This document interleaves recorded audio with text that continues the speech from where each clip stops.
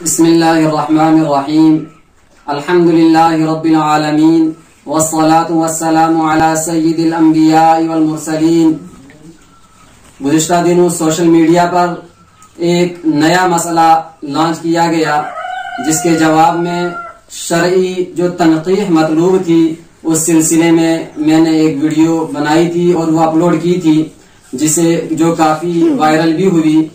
اس کے بعد ایک مولوی ارشاد نامی شخص نے میری اس ویڈیو کا جواب دینے کی کوشش کی ہے، لیکن بیچارہ علم سے ناپید اور عقل سے بالکل عاری لگ رہا تھا۔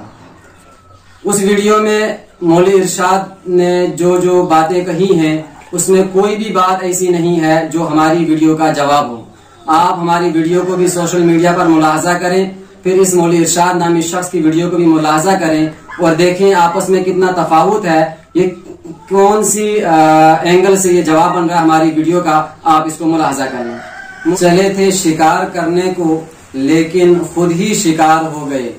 بیچارے کو میری ویڈیو بھی سمجھ میں نہیں آئی کہ میں نے ویڈیو میں کیا کہا تھا، اور اس بیچارے کو یہ بھی پتا نہیں ہے کہ جس ویڈیو کا میں نے جواب دیا تھا اس ویڈیو میں کیا دعویٰ کیا گیا تھا اور لوگوں سے کون سی چیز لوگوں پر لازم کی گئی تھی۔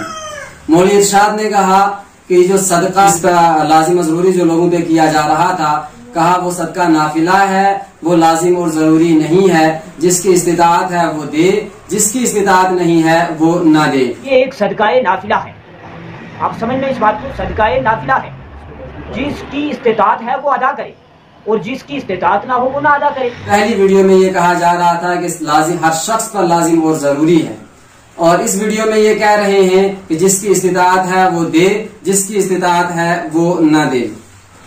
اب میری ویڈیو آنے کے بعد انہوں نے یو ٹرن لے لیا، تو اس کا مطلب ہے کہ دال میں کچھ کالا ہے، بلکہ کچھ نہیں ساری ہی دال کالی ہے۔ پھر اس کے بعد اس نے صدقے کی فضیلت بیان کی، تو اس بیچارے کو یہ پتا نہیں ہے کہ میں نے اپنی ویڈیو میں صدقے کا انکار نہیں کیا۔ آپ ویڈیو ملاحظہ فرما لیں کہ میں نے کہا ہے اس میں کہ صدقہ کریں۔ صدقے کی وجہ سے رب کا غضب ٹھنڈا پڑ جاتا ہے، اس لیے جو صاحب حیثیت لوگ ہیں وہ اپنی حیثیت کے مطابق صدقہ اور خیرات بھی کریں۔ اس پہلے ویڈیو میں یہ دعویٰ کیا گیا تھا کہ 11 روپے کے حساب سے ہر شخص پر لازم اور ضروری ہے۔ مولوی ارشاد نے اپنی اس ویڈیو میں یہ کہا کہ کوئی 10 دے، کوئی 11 دے، کوئی 50 دے، اب ہر کوئی اپنی حیثیت کے مطابق دے۔ 11 روپے ہے یا 10 روپے ہیں یا 50 روپے ہیں، 100 روپے ہیں، تو وہ اپنی استطاعت کے اعتبار سے جو چاہے صدقہ کرے۔ پہلے الگ بات کہی جا رہی تھی، اب الگ بات کہی جا رہی ہے۔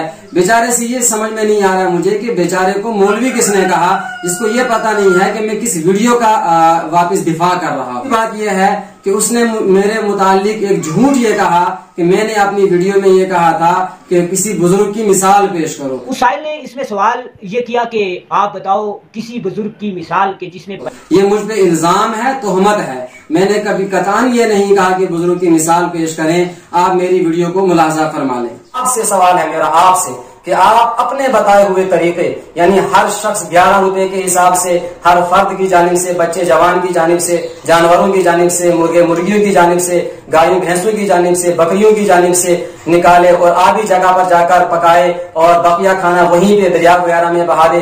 قرآن، سنت اور فقہ حنفی کی روشنی میں ایک نظیر پیش کریں۔ اس کے بعد پہلی ویڈیو میں یہ کہا گیا تھا کہ بچا ہوا کھانا گھر لے جانے کی قطعاً اجازت نہیں ہے، وہ دریا وغیرہ میں بہا لے۔ پھر جو بچ جائے تو اسے اپنے گھروں میں نہ لے جایا جائے بلکہ پانی کے اندر بہا دیا جائے، اور یہ فوراً آپ دیکھیں اس ویڈیو کے اندر میری ویڈیو آنے کے بعد کیسے یو ٹرن انہوں نے لے لیا اور کیسے بیجا تعویلات کر رہے ہیں۔ یہ بات کہا کہ جو بچ جاتا ہے، جو نیچے گر جاتا ہے، اس کے قطرات کو، اس رزق کے قطرات کو اٹھا کر آپ جو ہے اس کے ٹکڑوں کو دریا کے پانی کے اندر ڈال دیں کہ وہ بہ جائے۔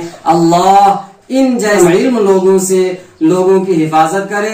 حدیث شریف میں آتا ہے کہ قیامت کے نزدیک وہ وقت آئے گا جب جاہل لوگ دینے لگ جائیں گے اور جاہل لوگ مسئلہ بتانے لگ جائیں گے، فضلوا واضلوا، تو یہ خود بھی گمراہ ہوں گے اور لوگوں کو بھی گمراہ کریں گے۔ اللہ پوری امت مسلمہ کی حفاظت فرمائے اور مسئلے کے اہل سنت والجماعت پر قائم دائم اور ثابت قدم رہنے کی توفیق عطا فرمائے۔ وآخر دعوانا ان الحمد للہ رب العالمین۔